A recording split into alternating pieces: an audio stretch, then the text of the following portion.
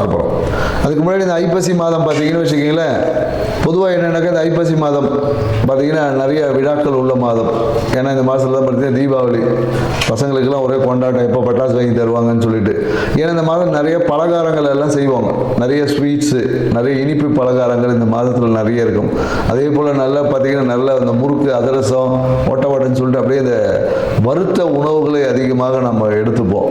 மேலும் பார்த்தீங்கன்னா குடும்பத்தில் எல்லாருக்கிட்ட ஒரு மகிழ்ச்சி வந்து இந்த காலத்தில் ரொம்ப அதிகமாக இருக்கும். குடும்பத்தில் பார்த்தீங்கன்னா மகிழ்ச்சி இருக்குது. ஏன்னா தீபாவளிக்கு போனஸ் கொடுப்பாங்க, நிறைய பேர் பண்டு போட்டிருப்பாங்க. இது எல்லாமே இந்த மாதத்தை வந்து சிறப்பிக்கக்கூட ஒவ்வொரு காரணம் இருக்குது. அதே போல் தான் பார்த்தீங்கன்னா இந்த ஐப்பசி மாதம் பார்த்தீங்கன்னா நிறைய கிரக மாற்றங்களும் இருக்குது.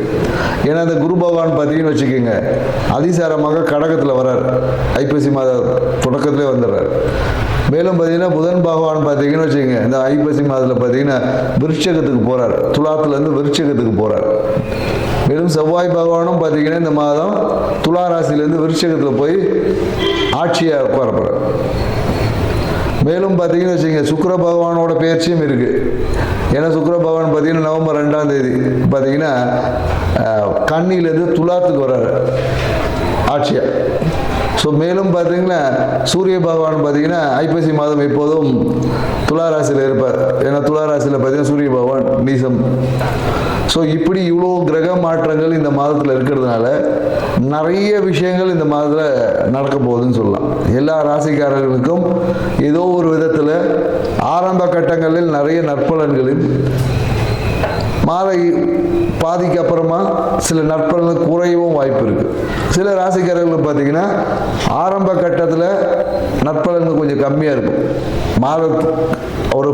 ஒரு மாத நடுவில் அப்புறமா பார்த்தீங்கன்னு வச்சுக்கோங்க, பாதிக்கு மேலே பார்த்தீங்கன்னா நற்பலன்கள் அதிகமாக கிடைக்கக்கூடிய வாய்ப்புகள் எல்லாமே இருக்குது. பொதுவாக இந்த தீபாவளிக்கு பார்த்தீங்கன்னா நம்ம யம தீபம் ஏற்றுவோம். ஏன் இந்த யம தீபம் ஏற்றணும் அப்படின்றதுக்கெல்லாம் நிறைய விளக்கங்கள் இருக்குது. ஏன்னா யம தீபம் ஏற்றி இந்த மாதத்தில் பார்த்தீங்கன்னா காலையில் தீபாவளிக்கு காலையில் சுட சுட மட்டன் சாப்பிட்றது, நல்லா காலையில் கறி சாப்பிட்றது, மேலும் கங்காஸ்தானங்கள் காலையில் விடிய காலையில் கங்காஸ்தானம் செய்வோம். ஸோ இந்த மாதிரி நிறைய நிகழ்வு எல்லாமே இந்த மாதத்தில் இருக்கும். இந்த மாதத்தில் இதெல்லாம் ஏன் செய்யணும் அப்படின்ற ஒரு இருக்குது. ஏன்னா இதுக்கு ஆன்மீகத்தில் நிறைய விஷயங்கள் சொல்லியிருப்பாங்க. ஏன்னா நரகாசுரனை வதம் பண்ணதுனால நம்ம அதை கொண்டாடுறோம் அப்படின்னு சொல்கிறாங்க. இங்கே நரகம் என்னாவே என்ன சொல்லுவோம்னா, நம்ம இருட்டு, குளிர்ச்சி, இது ரெண்டு தான் நரகம். ஏன்னா இருட்டில் தான் பார்த்தீங்கன்னா பயம் இருக்கும். ஏன்னா நரகத்தில் பயம் இருக்கும் இல்லையா, சொல்லியிருப்பாங்க எண்ணெய் கட்டாசியில் போட்டு வறுப்பாங்கன்னு சொல்லி, அந்த பயம். அதே போல் குளிர்ச்சியில் பார்த்தீங்கன்னு வச்சுக்கோங்க, நமக்கு உடம்பு நடுங்கி நம்மளுடைய ஒரு ரொம்ப சோம்பலாக இருக்கும். ஏன்னா இந்த ஐப்பசி மாதத்துக்கு அப்புறம் பார்த்தீங்கன்னா இருட்டோட தன்மை அதிகமாக இருக்கும், பகலோட தன்மைகள் குறையும். வெப்பத்தோட தன்மையில் காற்றுலேயே பார்த்தீங்கன்னா ஒரு சில்லு காற்றடிக்கும். காற்றுல பார்த்தீங்கன்னா குளிர்ச்சி, ஈரப்பதம் அதிகமாக இருக்கும். ஸோ அப்போ இந்த விஷயங்களை, ஏன்னா இது எல்லாமே பருவகால மாற்றம், பருவகால மாற்றங்களுக்கு ஏற்றாப்படி நம்மளுடைய வாழ்க்கை முறையில் சில மாற்றங்களை செய்து கொண்டால் நம்ம வாழ்க்கை சிறப்பாக இருக்கும். அப்படின்றதுனால தான் சில நிகழ்வுகளை அந்த பருவகால மாற்றத்தின் தொடக்கத்தில் நம்ம செய்வோம். ஏன்னா நம்ம தீபாவளி அன்றைக்கி கங்காஸ்தானம் குளிச்சிடுவோம், அதோட கிடையாது. கங்காஸ்தானம் அதுக்கப்புறம் பார்த்தீங்கன்னா நைட்டு எல்லாம் 10 மணிக்கு 11 மணிக்கு சில பேர் சாயந்தரம் தான் குளிக்கிறாங்க. ஸோ அப்போ என்னென்ன இந்த காலகட்டத்தில் கங்காஸ்தானம் என்பதுக்கு குளிக்கணும், சுடு தண்ணியில் குளிக்கணும். ஏன்னா கங்காஸ்தானம்னாவே சுடு தண்ணியில் குளிக்கிறது தான். ஏன்னா அதுக்கு பின்னாடி பெரிய உடனே கங்காஸ்தானம்னா அப்படியே அதுக்கெல்லாம் கேட்காதுங்க. ஏன்னா அதுக்கு பின்னாடி மிகப்பெரிய மருத்துவ விஷயங்கள்லாம் இருக்குது, நிறைய இருக்குது. ஏன்னா இந்த காலகட்டம் குளிர்காலம், இந்த காலத்தில் போயிட்டு நான் வந்து குளிர்ந்த தண்ணியில் தான் குளிப்பேன்னு நிறைய வாதம் சார்ந்த விஷயங்கள் வந்துடும். ஸோ அதனால் மிதமான சூடுள்ள தண்ணியை குளிக்கணும் அப்படின்ற ஒரு அறிவியல் விஷயத்தையும் புரிஞ்சுக்கணும். மேலும் இந்த காலகட்டத்தில் என்னென்னாக்கா வறண்ட உணவுகள், அதாவது இந்த காலத்தில் போயிட்டு நான் பழம் சாப்பிட்டாலும் சளி பிடிச்சிடும். ஃப்ரூட்ஸ்லாம் அதிகமாக இந்த காலகட்டம் எடுக்கக்கூடாது. வறண்ட உணவுகள், ஆயில் ஐட்டமாக எடுக்கணும். ஏன்னா கொழுப்புத்தன்மை நம்ம உடம்புல இருந்தால் தான் குளிரை எதிர்கொள்ளக்கூடிய ஆற்றல் நமக்கு கிடைக்கும். அப்படின்றதுனால தான் வறண்ட மட்டன் சாப்பிட்றது, வறண்ட முறுக்கு அதிரசம் இனிப்பு உணவுகளை சேர்த்துக்கொள்ளும் போது நம்மளுடைய உயிர் தன்மை நல்லா இருக்கும் அப்படி. ஏன்னா ஆன்மீகம் சார்ந்த விஷயத்தில் நிறைய விளக்கங்கள் நிறைய பேர் கொடுத்துருப்பாங்க. ஸோ நம்ம இது வாழ்வியல் சார்ந்த விஷயத்தில் ஒரு சிறிய விளக்கத்தை நம்ம புரிஞ்சுக்கணும். எதுக்கு இந்த காலகட்டத்தில் பொங்கல் அப்போ ஏன் பொங்கல் தான் செய்கிறோம் இல்லையா, அப்போ ஏன் அதிரசம் முறுக்கெல்லாம் செய்கிறதில்லை நம்ம.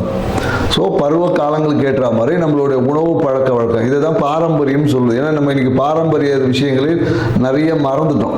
தீபாவளி வந்தால் ஒரு சினிமா பார்க்குறதோட முடிஞ்சு போச்சு. போய் புது படம் பார்த்துட்டு 4 பட்டாசு வெடிச்சுட்டு கவுந்தடிச்சு படுத்துக்க வேண்டியதாக இருக்குது. ஸோ இது வாழ்க்கையில் நம்ம முன்னோர்கள் நமக்கு கொடுத்த வரக்கூடிய காலங்களில் எதிர்கொள்ளக்கூடிய ஆற்றல் நம்ம ப்ரிப்பரேஷன். ஏன்னா மார்கழி மாதம் குளிர் தாங்க முடியாது. அதுக்கான ப்ரிப்பரேஷனை முன்னாடியிலேருந்து இந்த காலகட்டத்தில் நம்ம தொடங்கும். ஏன்னா அடுத்தது கார்த்திகை மாதம்.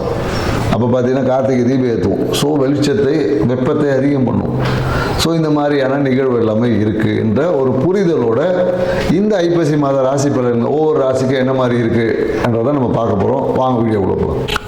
பூரட்டாதி நட்சத்திரம். பூரட்டாதி நட்சத்திரக்காரங்களுக்கு இந்த காலகட்டம் எப்படின்னாக்கா குடும்பத்தால் ஒரு அழுத்தம் ஒரு நெருக்கடிகள் வந்துட்டு இருக்கும். ஏன்னா இவங்க பார்த்தீங்கன்னா இந்த காலகட்டத்தில் குறிப்பாக என்னென்னாக்கா அந்த பெண்கள் மூலியமாக ஒரு அவப்பெயரை சந்திக்கக்கூடிய ஒரு காலகட்டம்.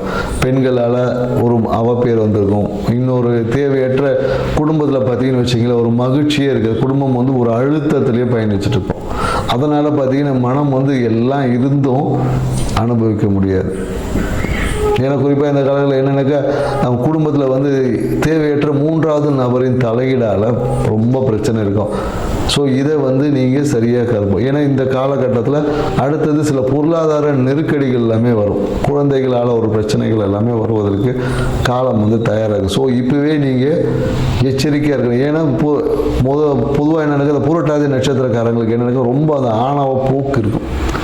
ஆணவத்தை நீங்கள் குறைத்து கொண்டீங்கன்னாவே சொல்லுவோம். ஏன்னா எப்போதும் இவங்க பார்த்தீங்கன்னா ரொம்ப கீழேருந்து மேலே வருவாங்க. கீழேருந்து மேலே வரும்போது அது மேலே வந்துட்ட உடனே ஒரு தெனாவட்டு அப்படின்றது வரும். தெனாவட்டில் ஒரு ஆணவம் வந்துடும். நம்மளை மிஞ்சினது ஒன்றும் இல்லைன்னு இருக்கும்.